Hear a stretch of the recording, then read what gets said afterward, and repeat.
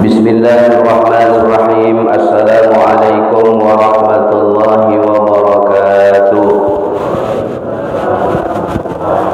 Wah ya, memang kalau belum sarapan pagi. Assalamualaikum warahmatullahi wabarakatuh. Alhamdulillahilladzi an'amana 'alaina bi ni'matil imani wal islam wa an'amana 'alaina bi ni'matil ukhuwah was sihah. Asyhadu an la ilaha illallah wahdahu la syarika lah wa asyhadu anna sayyidana wa nabiyyana wa maulana Muhammadin wa ala alihi wa sahbihi ajma'in wa man tabi'ahum bi ihsanin ila yaumiddin. Qala Allah ta'ala fil Qur'anil Karim, a'udzu billahi minasy syaithanir rajim. Ya ayyuhalladzina amanu taqullaha haqqa tuqatih wa la tamutunna illa wa antum muslimun.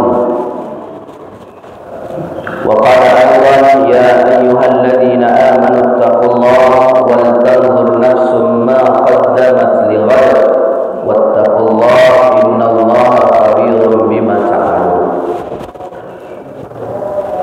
Yang sama-sama kami ta'zimi para ustaz yang hadir kali ini, juga yang kami hormati Bapak Ketua Masjid Al-Mu'minun. Mudah-mudahan beliau ini diberi oleh Allah Subhanahu wa taala kesehatan, keafiatan, panjang umur. Kemudian yang saya hormati sama-sama Pak Uzimi, Bapak-bapak, Ibu-ibu, wabil khusus imam masjid kita, yakni Bapak Ustadz Ali. Nah, beliau sekarang jadi merekam saya. Saya sebenarnya jujur kalau direkam di syuting itu nggak pede saya. Saya pernah ceramah di Al-Munawwar, di syuting sama tukang syutingnya. Jadi buyar saya punya materi nih. Tapi mudah-mudahan ini katanya perdana Pak dia. Masya Allah. Mudah-mudahan ini yang saya dudukin juga perdana juga ini. Nah, mudah-mudahan amal jariah Bapak Ibu diterima Allah Subhanahu wa taala. Pertama, kita bersyukur kepada Allah Subhanahu wa taala dengan mengucapkan alhamdulillahirabbil alamin. Jadi setiap kita mendapatkan satu kenikmatan dari Allah, itu lisan itu nyambung alhamdulillah.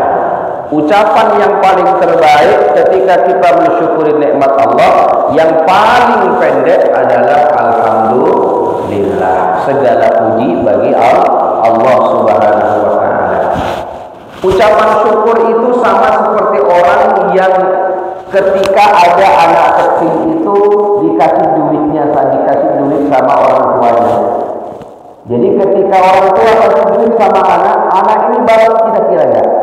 Kita kira dia langsung kabur atau misalnya dia terima kasih. Papa terima kasih, bunda terima kasih. Sama seperti itu kan. Jadi ketika kita mendapatkan satu kenikmatan, kita bersyukur kepada Allah, maknanya kita terima kasih kepada yang membuat hidup itu kan. Nah, kalau orang tak ada terima kasihnya kepada orang yang buat hidup, maka laksana kita sama seperti kita minta sama orang tua kita, tak pernah berterima kasih kepada orang tua kita. Jadi orang tua kita itu kira-kira kesel apa enggak, Pak? Kesel itu, Pak. Ini sudah dikasih rumah, kasih mobil, kasih istri, maksudnya nggak kasih istri, dikasih semuanya fasilitas itu pada kita itu, Pak. Dan ada terima kasih sama orang tua itu. Nah, sama seperti itu, marah. Allah pun juga seperti itu, Pak. Kita dikasih fasilitas hidup, dikasih fasilitas nafas tanpa minta kepada Allah, itu Pak, kita lihat. Sudah dikasih dari seorang jadi dikasih. Lah kok suruh ibadah dia nggak mau. Ini berarti apa? Kesel Allah. Bahkan itu, bahasa mudahnya itu Allah itu kesel sama kita. Maka oleh karena itu, supaya Allah tak marah sama kita, maka kita berterima kasih. La in syakartum la azidannakum. Bila pandai kamu terima kasih hai hambaku, ku tambah, tak pelit Allah Subhanahu wa taala. Samalah kalau kita itu berterima kasih kepada ayah kita, nak besok ku tambah lagi uang jajanmu. Sekarang 5.000, besok minggu depan 10.000. Minggu depan ya, minggu depan lagi 15.000. Begitu terus. Nah, samalah ke kita nih Pak. Kalau kita pandai terima kasih, syukur kepada Allah Subhanahu wa taala, maka Allah pun juga seperti itu dikasih Pak. Sehat, tambah dikasih. Pak Ustaz, kalau saya bersyukur punya istri satu, kira-kira tambah lagi enggak istriku Pak Ustaz? Nah, itu yang tahu itu Pak Ustaz Ali aja. Saya tidak tahu itu. Jamaah yang memuliakan Allah. Kemudian yang kedua, syukur itu bukan hanya diucapkan dengan lisan, tetapi syukur itu ada di sini juga Pak. Gimana itu? Tempatnya syukur itu adalah di hati juga, di keyakinan Pak. Jadi kalau kita itu yakin kepada Allah Subhanahu wa taala yang memberi kita rezeki ini, maka hiduplah sudah iman kita di dalam hati kita itu Pak. Jadi syukur itu bukan hanya diucapkan dengan lisan, tapi juga diyakini dengan hati. Yakinnya seperti apa Pak Ustaz? Saya dikasih fasilitas hidup, dikasih nyawa, dikasih fasilitas semuanya kehidupan ini. Ini semuanya aku yakin dari Allah Subhanahu wa taala. Nah, berarti kita sudah yakin di dalam hati, tempatnya yakin di dalam hati, maka inilah yang disebut iman. Nah, yakin kita Pak, tidak ada yang tidak dari Allah, semuanya dari Allah Subhanahu wa taala. Kullum min indillah, semuanya dari Allah Subhanahu wa taala. Bahkan yang kita miliki ini semuanya dari Allah. Tidak ada ciptaan manusia. Makhluk manusia tidak bisa apa-apa tanpa Allah Subhanahu wa taala. Kalau Allah itu kasih tenaga, kita bisa kerja, kita bisa usaha, kita bisa ini, kita bisa itu. Apakah itu murni kekuatan kita? Tidak. Kita ini hanyalah asbab. Asbab. Allah semuanya gerakan kita. Nah, maka oleh karena itu hati-hati kita saat ini dikumpulkan menjadi satu di masjid ini untuk bagaimana kita itu sama-sama bersyukur kepada Allah dengan keyakinan kita. Nah, jemaah yang dimuliakan Allah. Kemudian yang ketiga, syukur itu bukan hanya diyakini, tetapi syukur itu mesti dia itu diwujudkan, dibuktikan. Bukti syukur kepada Allah Subhanahu wa taala seperti apa? Jadi bukti syukur kepada Allah Subhanahu wa taala adalah kita itu taat kepada Allah Subhanahu wa taala. Itu adalah wujud syukur kita kepada Allah. Tidak ada wujud lagi syukur kepada Allah selain ibadah, itu tidak ada Pak. Nah, coba kita lihat di dalam hadis satu riwayat Nabi sallallahu alaihi wasallam, itu Nabi sallallahu alaihi wasallam bila sholat malam, ya, kakinya itu ada yang bilang riwayat itu, ada yang bilang kakinya sampai bengkak ya. Maksudnya kalau bahasa kita itu sampai kesemutan, sampai capek gitu Pak. Saking berdirinya membaca surat-surat yang surat-surat panjang Pak. Nah, tapi sholat malamnya tidak di masjid, tapi sholat malamnya dulu di rumah. Jadi sepertiga malam yang kedua sampai ke sepertiga malam yang terakhir, Nabi itu sholat terus. Ada istri beliau di sampingnya Aisyah, tanya kepada Rasulullah, ya Rasulullah, ya engkau ini kan seorang Nabi, seorang Rasul yang sudah dijamin oleh Allah Subhanahu wa taala surgamu, dijamin pengampunan dosamu, tapi apa yang menyebabkan kau ibadah karena sangat luar biasa seperti ini? Aku tadi bangun, tidur, bangun lagi, kau masih ibadah kepada Allah Subhanahu wa taala.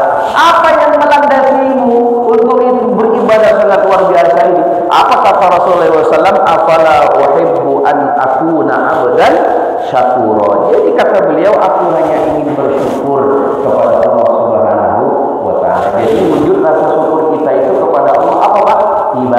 Ibadah. Ibadah itu bentuknya banyak, bukan cuma sholat.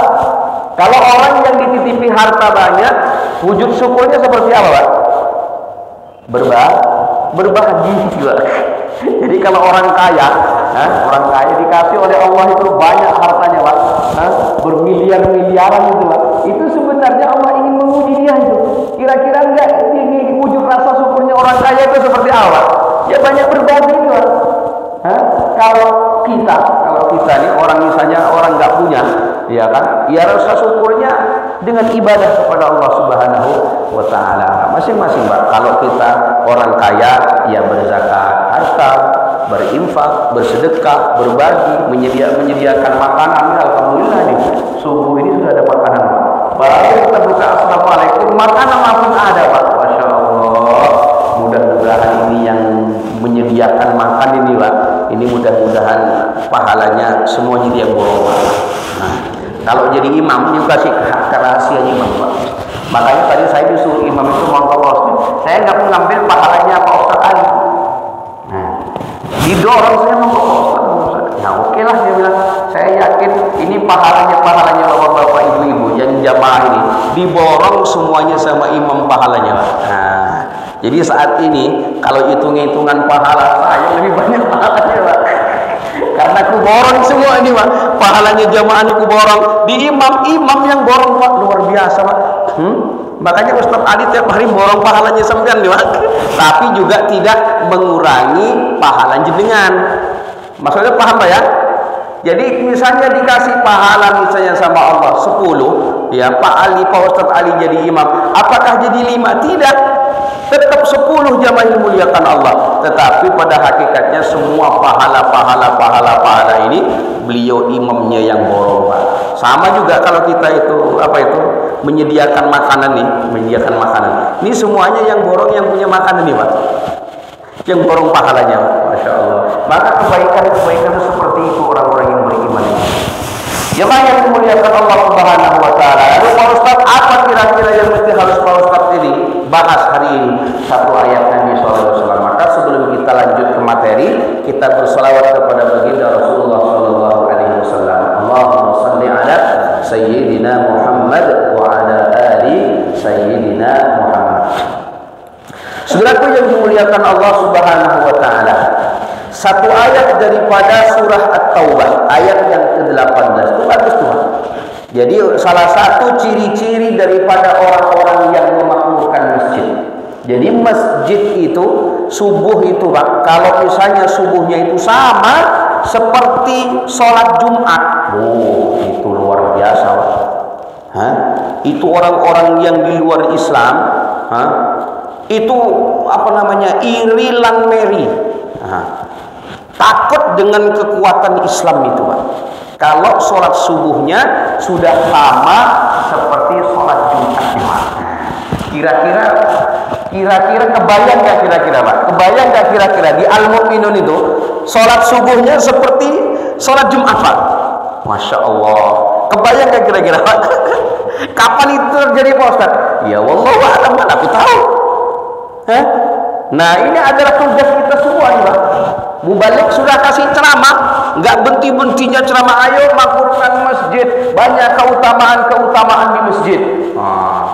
Tapi memang luar biasa, Pak. Saya teringat dengan satu kisah luar biasa terjadi pada zaman baginda Rasulullah SAW. Ini orang sudah lihat Nabi, Pak, luar biasa. Jadi ada seorang tua, bukan muda. Saya nggak cerita muda karena di sini saya lihat tidak ada anak mudanya nih, Pak. Semua aja tua-tua semua nih. Masya Allah. Mudah-mudahan bapak-bapak nanti punya anak-anak muda yang semuanya istiqomah ke masjid, Pak. Amin ya rabbal alamin. Jadi kalau orang pulang bangun subuh itu pasti ke masjid itu. Luar biasa. Ini ada orang tua yang kira-kira sudah sekitar 50-60 tahun. Orang ini tunanetra, tidak punya nggak bisa melihat, Pak, buta. Luar biasa nih, Pak. Hidup pada zaman Nabi Shallallahu Alaihi Wasallam di kota Madinah. Ya paling nggak jaraknya dari rumahnya dari ke Madinah itu, Pak, itu kira-kira mungkin sekitar 4-5 kiloan, Pak. Kebayang nggak kira-kira seorang buta, ya, dia itu mampu berjalan setiap subuh ke masjid, ya, 4-5 kilo dia tiap hari berjalan, Pak.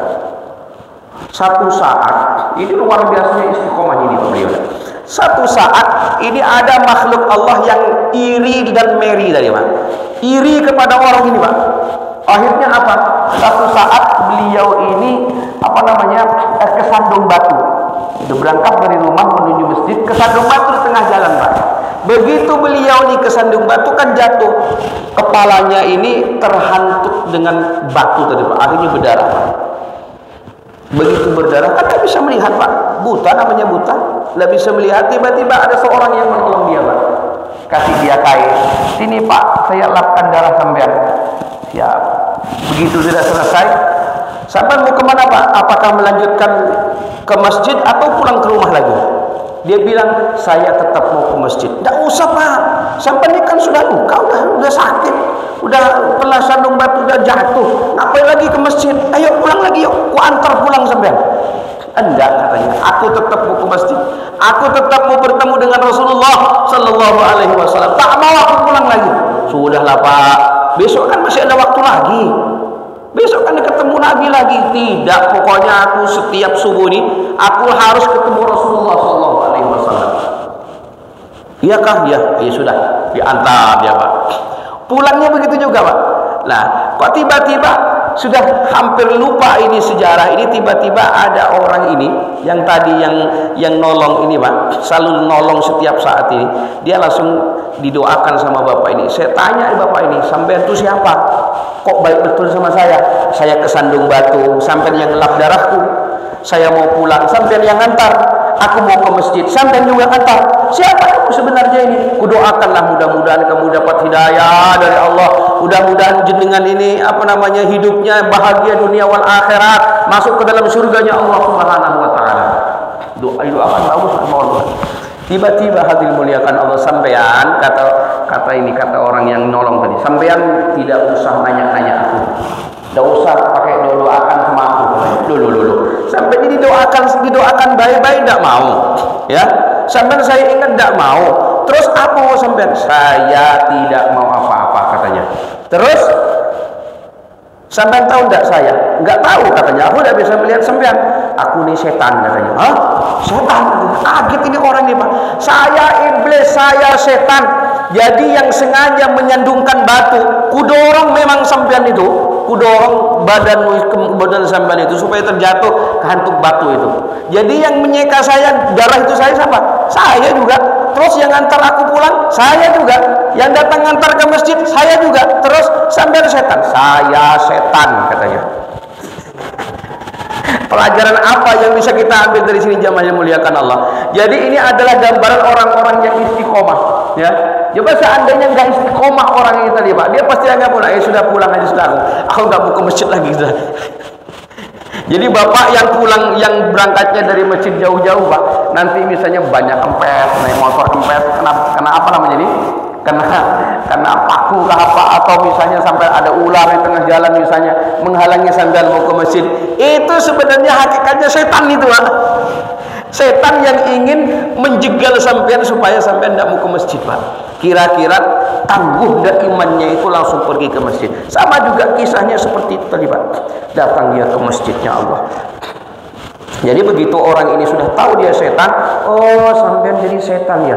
Terus kira-kira hai bapak katanya, jadi sampean itu saya pernah mendengar sabda Nabi Sallallahu Alaihi Wasallam, siapa orang yang istiqomah dari rumahnya menuju masjidnya Allah Subhanahu Wa Taala, maka Allah akan turunkan malaikat untuk menolong dia.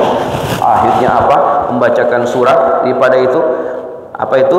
Dalam Al-Quran Allah Subhanahu Wa Taala berfirman, innalladzina qalu rabbuna Allah thumma istaqamu tatanazzalu alaihimul malaikatu alla takhafu wa la tahzanu wa abshiru bil jannati allati kuntum tu'adun. Sesungguhnya orang-orang yang mengatakan Tuhan kami adalah Allah Subhanahu Wa Taala, thumma istaqamu, kemudian dia istiqamah di jalan Allah Subhanahu Wa Taala, tatanazzalu alaihimul malaikat, diturunkan malaikat oleh Allah Subhanahu Wa Taala untuk menolong dia Pak. Allah takhafu, sudahlah kamu jangan sakit hati, jangan dendam, jangan ini bersedih, wala tahzanu wa abshiru bil jannah, dan bergembiralah dengan surga yang dijanjikan oleh Allah Subhanahu wa taala. Jadi dia ini apa? Orang yang tua tadi yang buta itu udah tahu kalau jaminannya itu surganya Allah Subhanahu wa taala, maka dia istiqamah untuk ke masjid Pak. Nah, Masya Allah. Jadi kalau misalnya ini terjadi sama kita, Pak, saya aja mungkin tadi kalau misalnya ke masjid, nah, sudah bangun subuh, sudah mengantuk, sudah apa, pasti saya aduh enggak usah ke Al-Mu'minun, jauh betul. Al-Mu'minun itu kampung timur, saya maka tulisan sudah enggak usah. Alasannya ada aja, Pak. Tapi alhamdulillah, Pak. Jadi itu kita lawan, samalah seperti tadi ini, Pak. Sebenarnya hakikatnya seperti itu. Maka jamaah yang dimuliakan Allah Subhanahu wa taala, inilah gambaran orang-orang yang istiqamah di jalan Allah Subhanahu wa taala. Innama ya'muru masajidallah. Sesungguhnya orang-orang yang memakmurkan masjid Allah Subhanahu wa taala, surah Taubah 18 tadi itu, man amana billahi wal yaumil akhir. Mereka itu orang-orang yang punya iman kepada Allah dan iman kepada hari akhirat. Iman itu tempatnya dalam hati, di dalam qalbu kita, Pak. Yakin kita kepada Allah Subhanahu wa taala, ada kehidupan setelah kematian. Maka orang-orang yang beriman itu seperti itu mestinya, Pak, keyakinannya, Pak. Jadi kalau misalnya kalau binatang dia meninggal mati, tidak ada tanggung jawabnya lagi di hadapan Allah Subhanahu wa taala. Mati ya mati gitu aja. Tapi kalau manusia sekarang mati, ada tanggung jawabnya nanti, Pak, di kehidupan selanjutnya, yakni kehidupan akhirat. Maksudnya kalau orang yang beriman kepada Allah Subhanahu wa taala, orang yang yakin kepada Allah, dia tak selamanya kalau dia masuk ke dalam neraka selamanya neraka, tidak, Pak. Tapi nanti ada kasih sayangnya Rasulullah, ada kasih sayangnya Allah Subhanahu wa taala, ada kasih sayang jenengan-jenengan semua nih, Pak. Jadi syafaat itu bukan hanya dari Rasulullah, tetapi syafaat itu daripada orang-orang yang beriman yang dulunya kita duduk di satu-satu masjid seperti ini, Pak. Masya Allah. Kalau saya mungkin nanti nggak ketemu Ustaz Ali di surga, maka dari aku nanti mana Ustaz Ali? Kok tidak ada kelihatan di dalam surga? Padahal dulu kita satu majelis pernah ngisi di pengajian Al-Mu'minun. Mana nih Ustaz Ali? Ya Allah, ternyata di neraka. Na'udzubillah. Kemudian datang ke Ustaz Ali, Ustaz, dipilih oleh Allah Subhanahu wa taala untuk memberikan syafaat. Orang-orang siapa? Orang-orang yang beriman, orang-orang yang takwa. Itu Pak berhak memberikan syafaat kepada saudara-saudara ini, Pak. Mudah-mudahan itu untungnya orang beriman, Pak. Jadi untungnya orang beriman itu tak selamanya masuk ke dalam nerakanya Allah Subhanahu wa taala. Ada masa-masa tertentu dia akan diangkat oleh Allah Subhanahu wa taala lantaran punya sahabat, punya teman, punya ulama, cinta kepada baginda Rasulullah sallallahu alaihi wasallam. Ada kehidupan setelah kematian. Maka ini harus kita pikir, Pak. Kalau kita nggak pikir ada kematian ada kehidupan setelah kematian, maka kita ini nggak mau taat kepada Allah Subhanahu wa taala. Karena begitu habis masa hidup, mati ya mati. Tidak seperti itu orang beriman, Pak. Maka orang yang beriman itu ya percaya kepada apa? Hari akhirat. Ada nanti kehidupan selanjutnya. Ini jasad kita ini, Pak. Tulang belulang daging-daging kita ini itu dikembalikan oleh Allah Subhanahu wa taala kemana? Ke tanah, Pak. Karena memang asal muasalnya kita ini dari tanah, Pak. Dikembalikan ke tanah. Yang akan menanggung pertanggungjawaban di hadapan Allah Subhanahu wa taala adalah ruh kita ini, Pak. Maka mulillu min amri rabbi. Itu urusan ruh, itu ya urusan Allah Subhanahu wa taala. Kita ini di sini ya tinggal mengamalkan apa yang dicontohkan Rasulullah untuk apa? Untuk beribadah kepada Allah Subhanahu wa taala. Maka sampai jam berapa nih Pak Ketua? Jam 6, 10 menit lagi. Ada sesi pertanyaan enggak kira-kira? Kalau tidak ada sesi pertanyaan, kita langsung tutup. Nah, yang ketiga. Jamaah yang dimuliakan Allah Subhanahu wa taala. Yang ketiga, wa aqamas salat. Nah, jadi orang-orang yang memakmurkan masjid, ya salatnya itu 5 waktunya diusahakan di masjid, Pak. Sampai Abu Bakar radhiyallahu an, Rasul sallallahu alaihi wasallam itu sampai tidak bisa jalan, Pak. Namanya sudah tua beliau, Pak. Ya, jangan sangka Rasulullah pernah sakit, Pak. Pernah sakit Nabi sallallahu alaihi wasallam, namanya juga manusia. Cuman Rasulullah manusia yang spesial begitu. Nah, kalau misalnya kita ini ya spesial lah. Kita ini manusia biasa. Seorang nabi, seorang rasul adalah orang-orang yang spesial pilihan Allah Subhanahu wa taala. Juga sakit juga. Begitu sampai tua Nabi sallallahu alaihi wasallam enggak bisa imam masjid, enggak bisa imam sholat subuh itu saking sakit Nabi sallallahu alaihi wasallam. Saking katanya, apakah Nabi itu di kamarnya saja panggil, "Wahai Abu Bakar, sini sahabat, gantikan aku imam, aku mau tidur aja di masjid." Apa seperti itu, Pak? Tidak, Pak. Tetapi apa kata Rasulullah? Popong aku. Dipapah aku mau berjamaah di masjid. Luar biasa. Siapa saat itu yang wafat? Abu Bakar, sahabat Nabi sallallahu alaihi wasallam sekaligus orang tua. Maka di masjid itu mesti orang tua. Abu Bakar. Jadi di masjid itu mesti harus ada 4. Yang pertama adalah Abu Bakar. Abu Bakar ini orang tua. Orang tua ini untuk mengayomi kita, Pak. Jadi kalau yang muda-muda ini salah, dinasihati. Ya, kalau misalnya yang muda-muda ini agak sedikit melenceng, dinasihati, gitu. Jadi jangan seperti lagaknya Umar. Umar ini adalah pemberani, Pak. Seorang yang enggak terlalu tua, enggak terlalu muda, pas-pasan pemberani Pak. Umar. Maka di masjid itu ada 4. Yang pertama Abu Bakar, orang tua. Yang kedua Umar, seorang pemberani, Pak. Jadi kalau ada macam-macam di masjid, ya, ada yang macam-macam, panggil Umar nih, Pak. Dulu memang Umar sebelum masuk Islam memusuhi Rasulullah luar biasa, Pak. Tetapi ketika Umar masuk ke dalam Islam, menjadi bentengnya Nabi Shallallahu Alaihi Wasallam. Ada coba-coba melawan Umar, maju. Ada mau coba-coba mencelakai Rasulullah, maju Umar. Karena Umar ini luar biasa, manusia spesial juga nih, Pak. Setan aja kalau mau berpapasan dengan Umar itu, setan itu mencari orang yang lain supaya nggak berpapasan dengan Umar. Masya Allah, saking beraninya imannya. Maka hakikatnya itu adalah keberanian imannya luar biasa, Pak. Itu, Pak. Umar, ya. Abu Bakar orang tua, Umar seorang pemberani. Jadi di masjid itu mesti harus ada orang pemberani, Pak. Pemberani memberantas apa? Memberantasnya tidak baik, Pak. Jadi kalau ada orang coba-coba mau ke masjid ini, mau kubur-abrik di masjid, ini tampil nih Umar nih, apa kamu? Nah, gitu. Jadi bukan seperti itu, Pak. Pokoknya yang penting Abu Bakar maju dulu lah. Ini orang tua nih siapa? Ada ketua masjid, ada Pak Haji Marsolo, ada Pak Haji. Pokoknya banyak. Ini adalah orang-orang tua kita yang dapat memberikan nasihat kepada kaula muda ini, Pak. Umar pemberani. Kemudian Utsman ini sifatnya adalah apa? Orang kaya, tapi beliau ini dermawan, Pak. Jadi untuk apa di masjid itu ada orang kaya tapi pelit? Diminta dulu baru dikasih.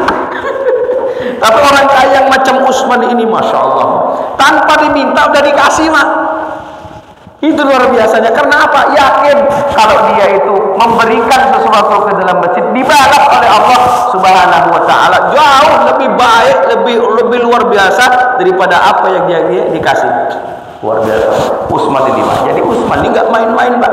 Di samping dia imannya kuat, orang kaya, dermawan lagi, Pak. Masya Allah. Mudah-mudahan kita jadi orang dermawan semua. Jadi Utsman semua. Nah, ini mudah-mudahan. Jadi kalau organisasi kah, negara kah, masjid kah, RT kah, apa semuanya, pengurusan organisasi itu, kalau tidak ada Utsmannya, miskin, Pak. Kalau nggak ada Utsmannya, Pak. Tapi kalau ada Utsmannya, Pak, masjid berarti ini Utsman semua nih, Pak. Yang nyumbang ini Utsman semua nih. Tapi bukan, Pak Ustadz, namaku kan bukan Utsman. Iya, maksudnya sifat Utsman gitu, Pak. Jadi kalau orang kaya dermawan itu Utsman gitu, Pak. Utsman seperti itu, Pak. Masya Allah. Jadi apa yang untuk kepentingan agama, untuk kepentingan Rasulullah, untuk kepentingan jihad fisabilillah, untuk kepentingan Allah Subhanahu wa taala, Utsman ini enggak nunggu proposal, Pak. Kan ada orang, kalau orang kaya dikasih proposal dulu. Bangun masjid. Itu pun gak langsung di ACC, tunggu dulu 1 bulan, 2 bulan, sudah agak-agak lupa begitu, Pak, baru datang, Pak Haji, saya kan sudah mengajukan pembangunan, pembelian pembelian AC supaya enak di dalam masjid itu. Oh iya ya, lupa aku. Masya Allah. Ini mudah-mudahan banyak usmannya di sini Pak ya. Jadi kalau banyak usmannya, imam masjid juga alhamdulillah. Enggak diminta AC, dibelikan AC. Pak Ustaz, apa yang kurang nih Pak Ustaz? Saya dulu seperti itu Pak. Saya dulu seperti itu Pak Ustaz. Apa yang kurang di rumah sampai nih Pak Ustaz? TV Pak Ustaz, TV perlu nggak kira-kira Pak Ustaz? Alhamdulillah, sepertinya TV perlu tapi nggak usah besar, kecil aja. Siap datang TV. Pak Ustaz panas. Ya kalau nggak ada AC ya panas, belikan AC. Pak Ustaz ada kompor kah? Ada kompornya sedikit, belikan kompor. Semuanya Pak. Jadi kalau ada Usman di masjid itu aman Pak. Sama kayak begini Pak. Nah nanti Jumat depan ini bukan seperti ini Pak. Makan jalan, makan besar Pak. Insya Allah. Tergantung Usmannya aja Pak. Kalau Usmannya agak pelit, ya nasi bungkus. Tapi tidak, mudah-mudahan Usmannya ini dermawan semua. Sambil ya Rabbal alamin. Nah, jamaah yang muliakan Allah Subhanahu. Kemudian yang keempat itu ada sifatnya Ali, Sayyidina Ali, seorang anak muda yang cerdas, ya. Makanya Rasulullah SAW katakan itu dalam syairnya itu ada orang Arab mengatakan ana madinatul lain wa aliyu babuha. Itu Rasulullah SAW Madinatul ilm. Apa namanya ini? Gudangnya ilmu Rasulullah SAW. Wa aliyu babuha. Sedangkan Ali itu adalah kuncinya ilmu. Jadi kalau mau dekat kepada Rasulullah SAW, dekati Ali ini yang punya kunci ilmunya Rasulullah SAW. Maka Ali itu Pak gak seperti sahabat-sahabat yang lain. Sahabat-sahabat yang lain masuk Islamnya sudah setengah baya Pak. Dapat hidayahnya sudah setengah baya Pak. Jadi kalau sudah 40 baru dapat hidayah, ya. 50 baru masuk Islam. Tapi luar biasanya begitu Pak. Jadi kalau Sayyidina Ali ini memang didikan Nabi SAW dari kecil begitu Pak. Sudah paham dan bersama Rasulullah SAW. Nabi begini dia tahu, Nabi begini dia tahu, Nabi sedang begini dia tahu. Semua tahu itu. Nabi SAW Sayyidina Ali karramallahu wajhah itu Pak. Masya Allah. Jadi di masjid itu mesti ada anak muda yang sifatnya seperti Ali. Masya Allah. Anak muda yang taat di dalam beribadah kepada Allah. Dan juga di sini ini saya lihat banyak anak mudanya Pak. Betul Pak? Anak mudanya banyak. Saya pernah khotib di sini, anak muda rame Pak. Rame, banyak itu Pak. Itu kalau dikasih diarahkan, dikasih kegiatan itu di masjid, ya, kemudian diistiqomahkan untuk datang ke masjid, baik itu 5 waktunya, baik itu ada kegiatan apa, pokoknya wis yang berkaitan dengan masjid itu, itu luar biasa Pak. Tapi sekarang ini saya lihat anak-anak muda ini ribut saja Pak. Ada bahkan saya di masjid mana itu di masjid Madinah kah? Begitu saya khatib, rame anak-anak itu di belakang itu, ada yang merokok, ada yang main gaplek di dalam masjid Pak. Orang khatib dia main gaplek. Masya Allah. Ini tanggung jawab semua nih Pak. Cuman di sini nggak ada Pak. Nggak ada. Betul Pak di sini Pak ya? Nggak ada Pak Ustaz, kalau subuh nggak ada, nggak tahu nanti. Ini tanggung jawab kita semua nih Pak. Mudah-mudahan bukan anak sampean Pak ya. Amin. Tapi kalau anak-anak kita yang sudah dengar ta'lim, sudah paham tentang ilmu, sudah paham tentang bagaimana adab di dalam masjid, itu pasti akan perhatian kepada anaknya. Nah, ayo kita ke masjid.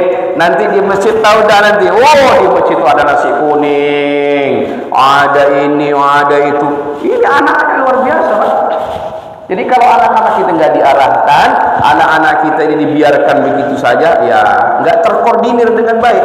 Maka di sini ada Ustadz Ali. Nah, Ustadz Ali bisa membuat program-program apa untuk supaya anak-anak itu pikirannya itu lebih mengutamakan ke masjid Pak. Karena Rasulullah SAW bilang, "Rajulun qalbuhu mu'allaqun fil masajid." Itu tanda-tanda yang dapat naungan dari Allah Subhanahu wa taala. Salah satunya adalah anak muda yang hatinya itu selalu terpaut dengan masjid Pak. Masya Allah. Anak muda yang selalu hatinya terpaut dengan masjid, bukan yang tidur di masjid. Jadi sekarang enggak tidur di masjid. Loh, Pak Ustaz, sampai enggak sekolah enggak? Udah, Pak Ustaz kan sudah pernah bilang hatinya itu terpaut di masjid, anak muda nanti dapat naungan di surga. Ya terus, ya saya tidur di masjid terus Pak Ustaz. Nah, ini asalnya.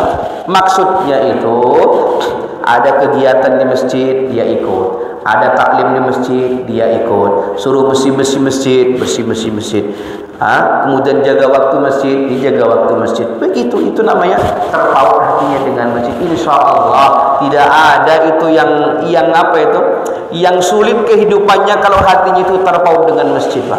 Allah akan selalu perhatikan itu anak-anak muda ini, Pak. Maka oleh karena itu mudah-mudahan anak-anak muda ini kita semuanya ini ya berkumpul di masjid, buat program. Nanti ada Ustaz Ali yang pintar buat program. Silakan program apa yang penting intinya anak-anak muda ini mesti harus diarahkan untuk mencintai masjid. Amin ya rabbal alamin. Dan masjid itu bukan tempatnya cuma orang tua aja, Pak.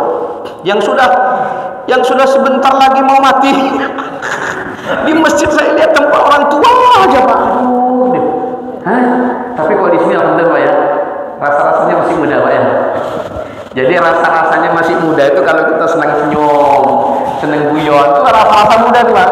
Tapi ada anak muda yang rasa orang tua, mengkerut aja, Pak.